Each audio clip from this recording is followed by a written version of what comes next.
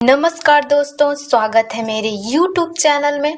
आज के इस वीडियो में हम भारत की जलवायु, मानसून इन सभी के बारे में अध्ययन करेंगे। जलवायु के अंतर्गत हम ऋतुएं और मौसम के बारे में पढ़ेंगे। मौसम जो होता है वो क्षणिक अवस्था होता है, अर्थात आप सभी लोगों को पता होगा कि मौसम जो है जल्द बदलते रहता है, अर्थात आज कुछ और है तो कल बादल आ जाएंगे। इस तरह मौसम जो है क्षणिक अवस्था होती है, किंतु जो ऋतुएं होती है वो कुछ महीनों के बाद बदलते हैं, जैसे कि ग्रीष्म ऋतु हो गया, शीत ऋतु हो गया, वर्षा ऋतु, ये महीनों के बाद आते रहते हैं। तो इसमें हम जलवायु और मानसून के बारे में अध्ययन करेंगे। तो आज का हमारा पहला प्रश्न हो जाएगा, आज का हमारा जो पहला प्रश्न रहेगा, भारत के किस राज्य में मानसून का आगमन होता है। देखिए, मानसून का आगमन होता है, ये हर एग्जाम में पूछे जाते हैं, ये बहुत ही महत्वपूर्ण क्वेश्चन है। तो मानसून का आगमन जो है असम, पश्चिम महाराष्ट्र या केरल, इन चारों में से सबसे पहले केरल में होता है। मानसून का आगमन सबसे पहले केरल में होता है। अगला जो प्रश्न है, दक्षिण पश्चिम मानसून काल निम्नलिखित में से कौन से स्थान में। दक्षिण पश्चिम जो मानसून का काल होता है, दक्षिण पश्चिम जो मानसून का काल होता है वो जून से सितंबर तक होता है, अर्थात जून से सितंबर तक ये भारत में मानसून आता है और सर्वप्रथम ये भारत में अंडमान निकोबार के तट में 25 मई को पहुंच जाता है।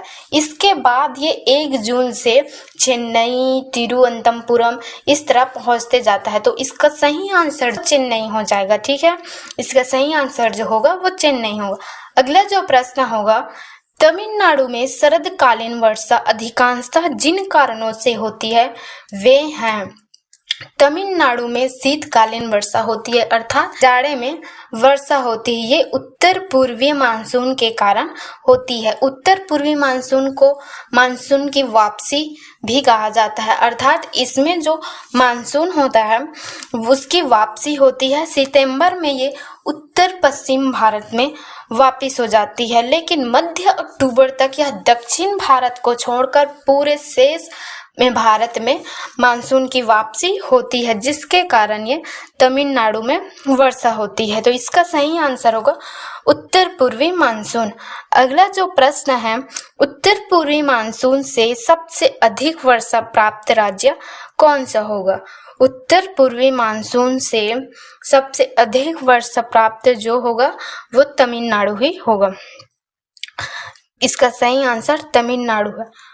अब अगला प्रश्न है, मानसून शब्द की उत्पत्ति, मानसून शब्द की उत्पत्ति कौन से भाषा से हुई है। ये भी बहुत ही महत्वपूर्ण प्रश्न है। अरबी भाषा से, स्पेनिश भाषा से, हिंदी भाषा से, आंग्ल भाषा से। तो इसका सही आंसर हो जाएगा अरबी भाषा से। अरबी भाषा में मानसून शब्द की उत्पत्ति मौसम से हुई है, जिसका शाब्दिक अर्थ होता है ऋतुओं की लय, जिसका शाब्दिक अर्थ होता है ऋतुओं की लय। तो इसका सही आंसर हो जाएगा अरबी भाषा। याद रखना, मानसून शब्द की उत्पत्ति अरबी भाषा से हुई है। अगला प्रश्न है हमारा, निम्न राज्यों में से किस राज्य में जाड़े के मौसम में बारिश होती है। जाड़े के मौसम में कौन से राज्य में। केरल, तमिलनाडु, पश्चिम बंगाल या ओडिशा। इसका सही आंसर होगा तमिलनाडु में। इसका सही आंसर होगा तमिलनाडु में। अगला प्रश्न जो है, निम्नलिखित में से कौन सा एक सबसे सूखा स्थान है। निम्नलिखित में से कौन सा एक सबसे सूखा स्थान है। मुंबई, दिल्ली, लेह, बेंगलुरु। इसका सही आंसर हो जाएगा लेह। अगला जो प्रश्न है, आम्र वर्षा संबंधित है। आम्र वर्षा संबंधित है। आम्र वर्षा संबंधित है। इसका सही आंसर होगा आमों की बौछार से। आम का टपकना बिहार और बंगाल में मार्च अप्रैल में होने वाली वर्षा आम की फसल। कर्नाटक और केरल में ग्रीष्म ऋतु के अंत में आने वाली मौसम आने वाली मानसून फुहारों के द्वारा वर्षा होती है, जिससे आम अच्छे पकने लगते हैं और जिससे कि आमों की फसल बहुत ही ज़्यादा होती है और किसानों के लिए बहुत ही लाभदायक होती है। तो इसका सही आंसर हो जाएगा आमों की फसल। अगला जो प्रश्न है, ग्रीष्मकालीन मानसून। मानसून दो तरह के होते हैं, पहला है ग्रीष्मकालीन मानसून, दूसरा होता है शीतकालीन मानसून। ग्रीष्मकालीन जो मानसून होता है वो दक्षिण पश्चिम से उत्तरी पूर्व की ओर होती है, उत्तर पूर्व की ओर होती है। तो इसका सही आंसर हो जाएगा दक्षिण पश्चिम से उत्तर पूर्व। लेकिन जो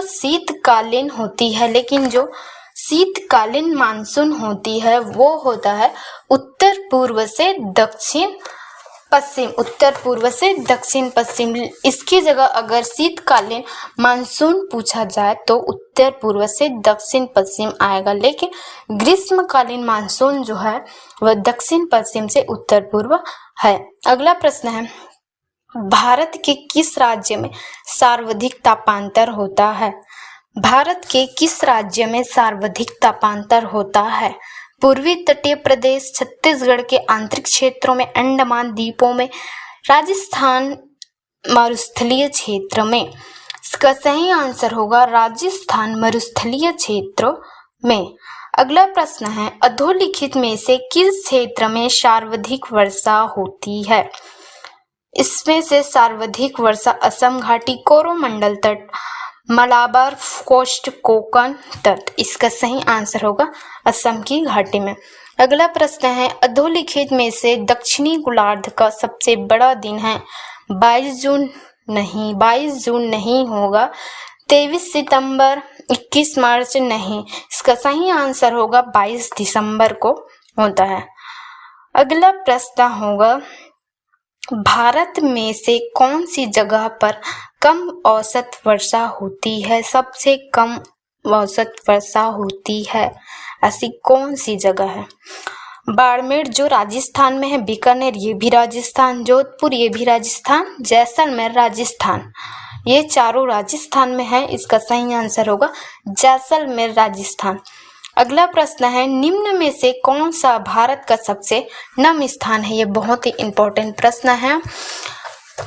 सबसे नम स्थान जो है वो मासिनराम है। अगला प्रश्न है, अम्लीय वर्षा किस गैस के कारण होती है? अम्लीय वर्षा किस गैस के कारण होती है? Sulphur dioxide, carbon monoxide, chlorine, hydrogen. तो इसका राइट आंसर होगा सल्फर डाइऑक्साइड। अगला प्रश्न होगा, पृथ्वी का कितना भाग जल से आच्छादित है? 25%, 65%, 71% या 61%।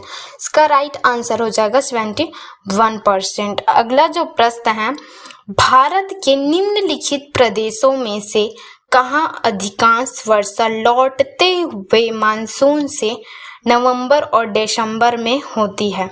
तो कहाँ होती है? इसका सही आंसर हो जाएगा कोरोमंडल तट में। इसका सही आंसर होगा कोरोमंडल तट में। आखिरी प्रश्न है, इसके पहले आप सभी ऋतुओं को कमेंट में जरूर लिखिएगा और जितना हो सके उतना सही आंसर देने की कोशिश करेगा। ये सभी प्रश्न पूछे जाते हैं एग्जाम में और ये सभी CGPSC और UPPSC से रिलेटेड हैं। अगला प्रश्न है और लास्ट प्रश्न है, भारत में निम्न में से किस तटीय प्रदेश में उत्तरी पूर्व मानसून से वर्षा होती है? उत्तरी पूर्व मानसून से वर्षा होती है मालाबार तट, गुजरात तट, कोरोमंडल तट या कोंकण तट। इसका सही आंसर होगा कोरोमंडल तट। इसका सही आंसर होगा कोरोमंडल तट। वीडियो अच्छी लगी है तो सब्सक्राइब जरूर करें। Thank you.